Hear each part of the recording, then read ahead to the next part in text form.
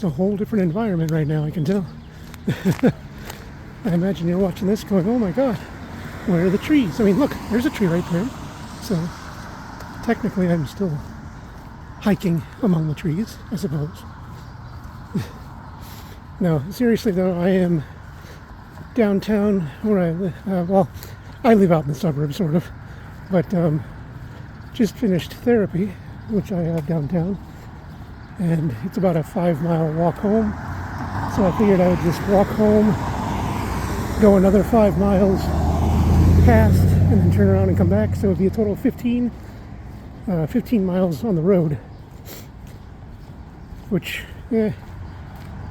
some people consider as easier walking. It's a little harder on your knees, just because of the impact of the cement.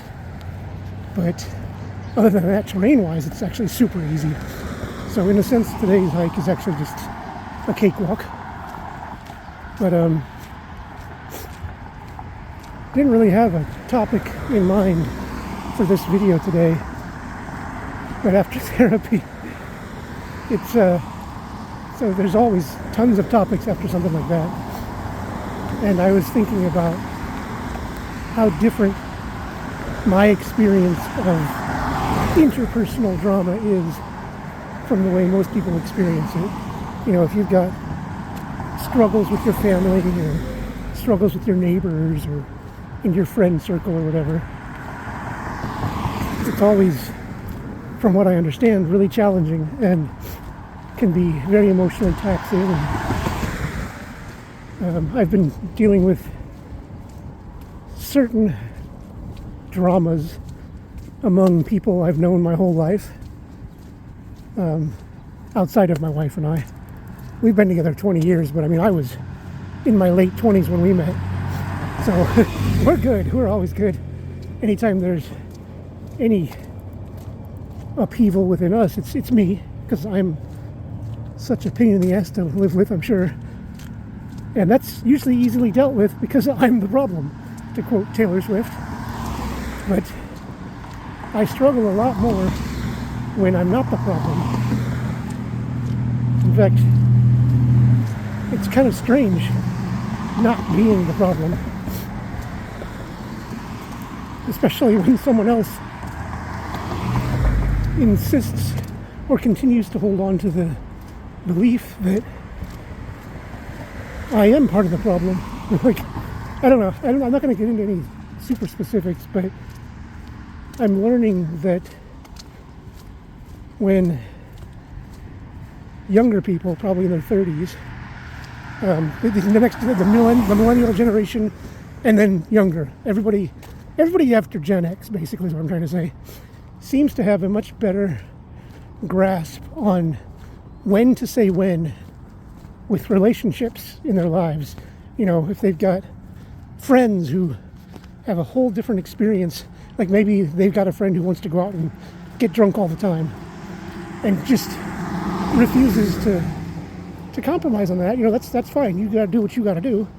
But other people who don't want to live a life like that have a real hard time sort of, I guess, co-navigating their lives in the same direction. So they just, you know, go their separate ways. And same thing with families. If you've got a family member who's just very committed to seeing the world a certain way, seeing other people a certain way, seeing their own behavior a certain way, and that negatively impacts on you over and over, and you've expressed your needs and they've heard you over and over, and they either refuse to listen or go out of their way to misunderstand and just kind of brush it off. At some point, you've got to draw the line and say, you know, you live your life, I'm going to live mine. They really can't be on the same track, at least for a while. We need to be separate people. And I think the younger generations, younger than Gen X, seem to get that a lot better than my generation and older generations. I've been sort of a bystander to a younger person who recognized that certain people in their life were negatively affecting their happiness, and just being a constant hindrance to their mental well-being. And so this younger person drew a line in the sand and said, I can't go past this now. For right now, I need to be on my side of the sand and you need to be on yours. And we just can't go back and forth. I've nicknamed it the Berlin Wall. Where, life goes on either side of that wall, but nothing really crosses right now. And some people, especially older people, think, oh, never turn your back on family. Well, sometimes you have to. Sometimes it's more harm to keep engaging. And so, witnessing this, witnessing how it helps with certain problems like this is one thing. Witnessing it's one thing. But then being a part of that whole circle, albeit as a bystander, makes it a whole different experience. Because then you see the behaviors that cause the division. And they've got to go somewhere, so they kind of get redirected. And if you're, anywhere in the vicinity, it's kind of like a drive-by, They might not be aiming for you, but they're spraying everywhere, and you might get hit. And so I've been talking about this with my therapist, and it was striking me today, and really this whole last week, as things kind of spiraled into even more drama, that I don't know how to deal with this kind of stuff, because when I'm not the problem, that means I'm also not able to solve it. If I'm the problem, I can change my behavior. If somebody else is the problem, then I have no control because their behavior is on them, and I have no power for that. And I don't like not being in control. But also, I don't have any patience for other people. Especially when it's people that I'll just say it. My wife is one thing. If I have a problem with her, I almost can't imagine anything that is a real big deal for me. I'm sure we can quibble about the tiniest little, goofy, nonsensical stuff, but any real problems I don't really have with her. So I don't really know how I would react, but I'm sure that I would be far more patient than I am with pretty much anybody else. And I will pause this now and then pick it up in 1 second. But yeah, when it comes to other people, I just don't care. Like, even with most people I'm supposed to care about, it goes back to the whole antisocial personality disorder or sociopathy, whatever you want to call it. It doesn't matter that I'm trying very hard to override that personality issue, because sometimes I simply I can't care. I want to because I know I should, but people who should be close to you and you should have patience for me, it's kind of like, well, if you step across a boundary and you make it clear that you don't see it as a boundary and you never will, I don't know where else to go with that. Most people with close friends or loved ones or family or whatever, they will take it. They will just kind of swallow the problem and keep going. I don't know, talk about anything else other than the issues, just to keep the connection. Yeah, so I don't do that. If you cross that line and you're not my wife, I don't know. It's kind of like,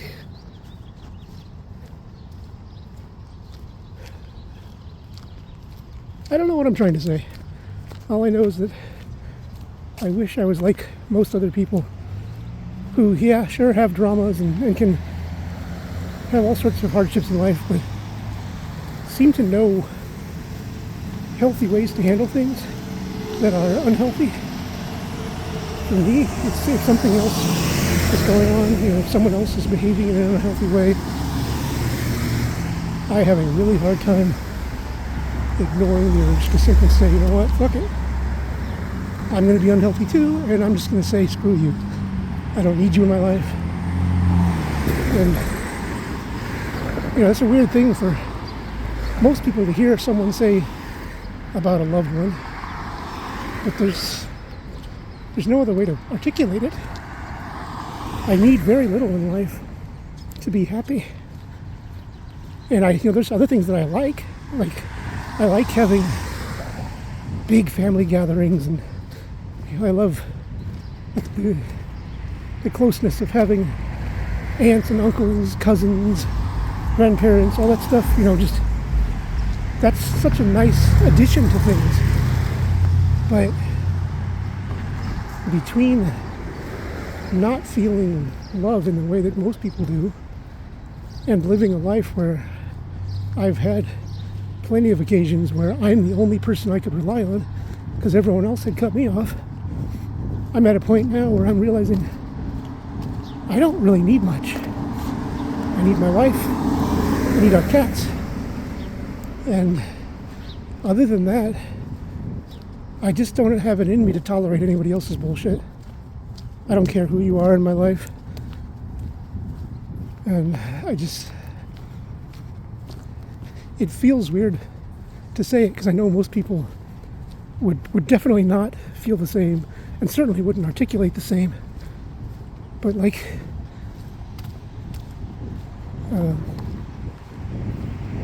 pretty much outside of my household, my sisters are the only people in this world who I would be upset if everything, if the whole world disappeared, literally every last human. The concept is bad, but on an emotional level, the only people that I would mourn would be my sisters. And I hear it. I hear the coldness and I hear the inhumanity of it, but it's how I feel. And so when anything starts to challenge what I consider, secondary connections, I throw up my hands. I try to care. I try to play nice. Because I know I should, and I know most people would. But I just don't give a fuck.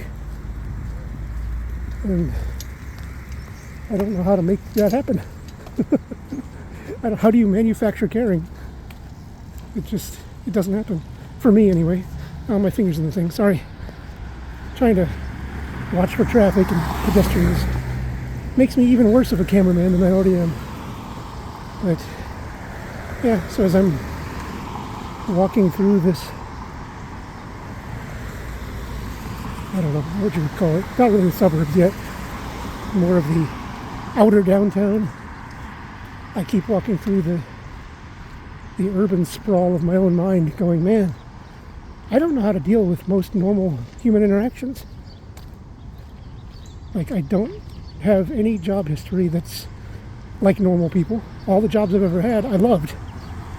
I don't have the experience of working in an office and hating it, or working in a factory and hating it.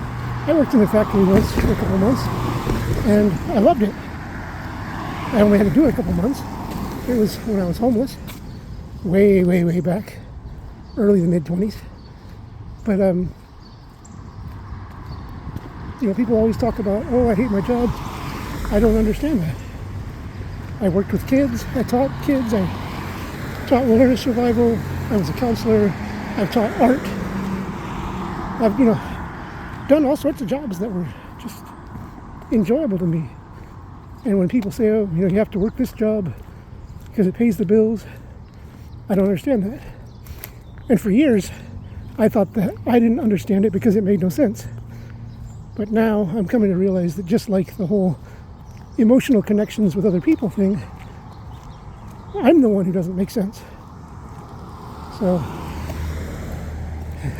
it's one of the good things about therapy for someone like me is you start to realize even the things that you didn't think were problems within yourself are still challenges, like back to the loved one thing. It's a challenge for me because most people have the same problems, but they can navigate it, and they have the drive to navigate it. I just don't have that. I really don't have much normal human architecture, and it's kind of jarring for me. I'm going to be 48 very soon, like soon, and I always understood when I was a kid that I'll probably be dead before I'm 60. It's just kind of, with all of my health issues and the fact that I've only ever heard of one person living through their 50s with my conditions, and that was just a fluke because they had like the least severe symptoms. I've just never thought I'd live a long life, and so I didn't really think about anything really as far as my place in a family, my place in a neighborhood, my place in the world. I just sort of lived in the moment. And so when things got hard, fuck it was just my reflex. And most of the time it was hard because of me. But now I'm at a time in my life where I've finally gotten myself at least under control. You can never change your nature, but you can certainly change how you behave. And I am fairly proud of the ways that I've changed my behavior. But I'm realizing that that's not enough to make the world comfortable for me. People make no damn sense. And when I'm not the problem, but I'm still being treated like the problem, or at least part of it, my immediate reaction is to go back to fuck it. Because I simply just don't care enough. And I wish I did. I wish I could be someone who can take a job that doesn't seem fine. I wish I could be someone who could work through dramas with other people when I'm not like super invested in them. I wish any of this made sense to me. The only thing that really makes sense is walking. Most of my adult life, I've retreated to walking. That movie Forrest Gump, when I know there's a lot of, I could go into a long diatribe of the problems I have with that movie, but some of it I understand completely. When you have physical issues, people treat you like you have mental issues too.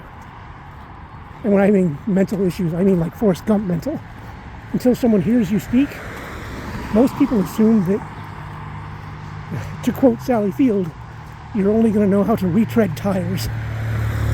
And so I understood a lot of the ways he felt with the ways he was treated. And when Jenny left and just disappeared, all he could do was start running.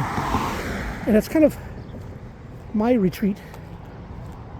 When I'm walking, be it in the forest or in a city or along a highway, it makes sense. Because the only thing I have to think about is forward. Go down the path, avoid the bears. Go down the sidewalk, avoid the muscle cars who think that they're really cool even though everyone knows that they're hiding the fact that they have the tiniest penis ever. But outside of moving forward, I can't make sense of any of it, and I try to care, and I just can't. I'm so lucky that my wife sees me for who I am and loves me for who I am and understands my limitations, my skills, all of it, and just takes me at face value. Because honestly, most people would never. Certainly not the way she does, and certainly not for as long as she does. In fact, most people, they can even hear everything like this, and they don't care. They don't understand, or they don't want to understand that your perspective is different. And I don't know. Sometimes I think everyone is the same way as me. I think it's hard for me not to see that everyone's a sociopath. But most people are just better at hiding it, even from themselves. Pretending like they're normal people. And pretending that they care. But there's so many people who think people like me are just downright evil, or that we make horrible, selfish decisions and only care about ourselves. So many of those people do the same fucking shit when it becomes them in the same situations. You know, the hypocrisy is staggering, and it just makes it hard for me not to think that everybody's a sociopath, because I see the behaviors that I get chastised for in virtually everybody else. So I'm going all over the place. I know my topics are kind of swinging far and wide, but hopefully there's a gravitational center that you can kind of look at to keep from going too dizzy through all this, because I'm just really at a loss for how to deal with the random interpersonal mundanities of life. I just want to be back out in the woods, hiking. I just want to be thinking about survival, because people make no damn sense to me. I just want to keep walking forward. To those of you who watch my videos and at least find any value in them, I hope this doesn't seem too weird.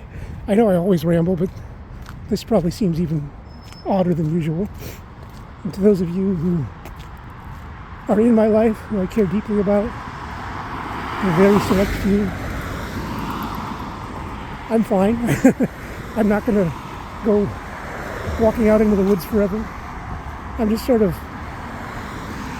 emotion dumping, because my emotions don't make sense, and the way that everyone else expresses theirs doesn't really make sense to me. So I'm just kind of barfing it all up so it doesn't sit in my stomach, keeping me nauseous.